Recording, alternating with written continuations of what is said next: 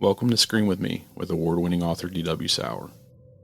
The content discussed in this story you're about to hear discusses potentially sensitive topics that include but are not limited to physical and substance abuse, addictions, paranormal and supernatural, extraterrestrial, mythological, and graphic violence that may be triggers to some. The goal of this podcast is to entertain and not cause harm. The author does not intend to undermine the struggles of people who have suffered or been a victim. Please stop listening when any parts of the story become too much. The author copyrights all episodes of Screen With Me and can be purchased in print. All rights reserved to author D.W. Sauer, and no parts of this production may be reproduced, stored in a retrieval system, or transmitted in any forms by any means electronic, mechanical, transcribed, photocopied, screenshot, recorded, sampled, or other forms of reproduction without the written permission of the author, D.W. Sauer. The following story you're about to hear is a work of fiction. Some Screen With Me stories are inspired by local and national folklore. However, the characters and events are fictitious with the exception of verifiable historical events and locations. All incidences, descriptions, dialogue, and opinions are expressed products of the author's imagination and not to be construed as real. The Jersey Devil, Part 4. According to Miss Kelly, Timmy Robinson was considered a good kid by pretty much everyone, but highly skilled at taking things that weren't his. His family was extremely wealthy and Timmy could buy anything he wanted, but the classic five-finger discount was appealing. She said that he never stole wallets or valuables that could get him into real trouble. He solely took things that didn't matter like candy, but he would resell them at school. Next are the twins, Amber and Tiffany Moore. Miss Kelly was good friends with Tiffany but couldn't stand Amber. Tiffany was a reader like Miss Kelly, but she was considered the ugly duckling. Amber was considered not only the most beautiful girl in their grade, but was arguably the most beautiful in the school. This was not just a common belief to everyone in the school, but to Amber as well. Amber knew how attractive she was and constantly reminded Tiffany who got the looks in the family. Miss Kelly said this constant reminder from not just Amber, but almost everyone tore Tiffany up.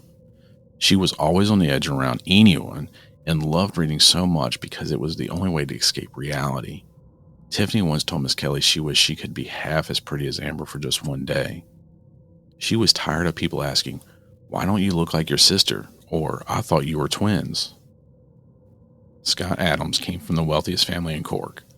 They moved since the disappearance, but while he was alive, Scott was considered the most worthless human being Miss Kelly ever knew. He was waited on hand and foot from the moment he woke up to the moment he went to bed. A butler brought him breakfast in bed, helped him dress, cut up his food, and so on. In school, he slept until lunch, and he never ate in the cafeteria. His butler brought him food, and he ate out in the car. The only reason why he passed a class was that his last name was Adams. Miss Kelly never saw him turn in an assignment, take a test, or do a project, but he somehow managed to pass with straight A's. Nicole was newly single after catching her boyfriend Jake cheating on her at a party. She was so angry that she went to Jake's best friend and asked him to dance. Jeremy didn't hesitate and agreed. Miss Kelly said that Nicole wanted to hurt Jake, and the best way to do that was through Jeremy.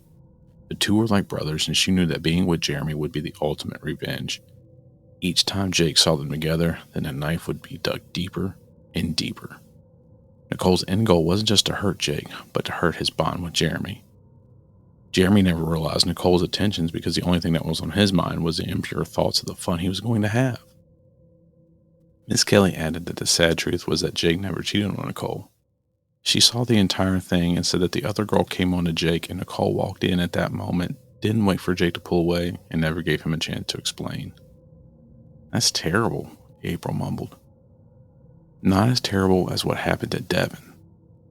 Miss Kelly's eyes lit up when she talked about Devin. According to her, he was the nicest guy to ever walk the earth and would give the shirt off his back to help anyone. His passion was for baking and cooking, but his passion led to an unhealthy lifestyle. Due to being of a larger size, Devin had a hard time fitting in with the guys, so he primarily hung out with Miss Kelly and her friends. She fought back to tears when talking about his disappearance. Justin finally followed suit and raised his hand. "I don't get the connection." "Yeah," Jamie added. "I mean, they had their faults, but I don't understand." "But they weren't just faults," Samantha said. "They were sins." "Ha! I know a thing or two about sin, but they didn't have the chance to finish one," Justin joked.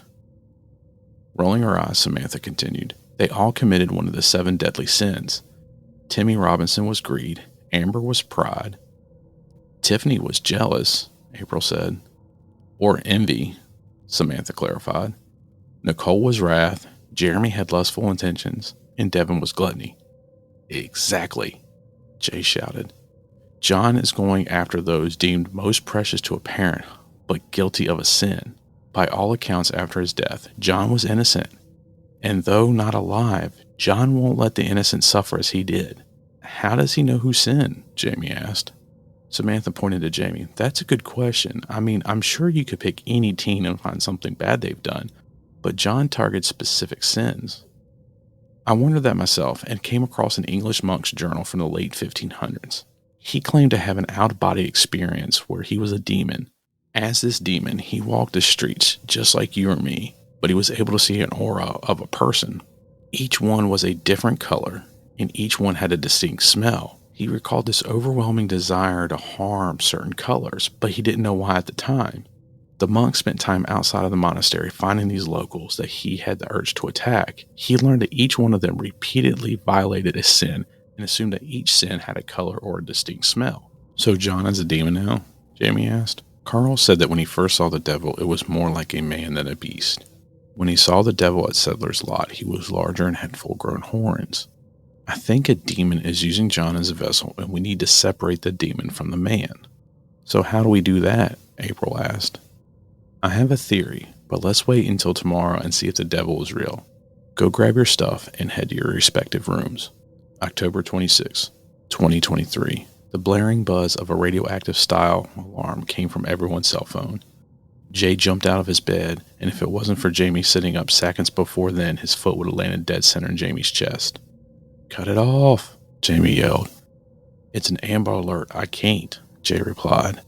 The alert stopped as quickly as it sounded, and was replaced with phones ringing and dinging from text.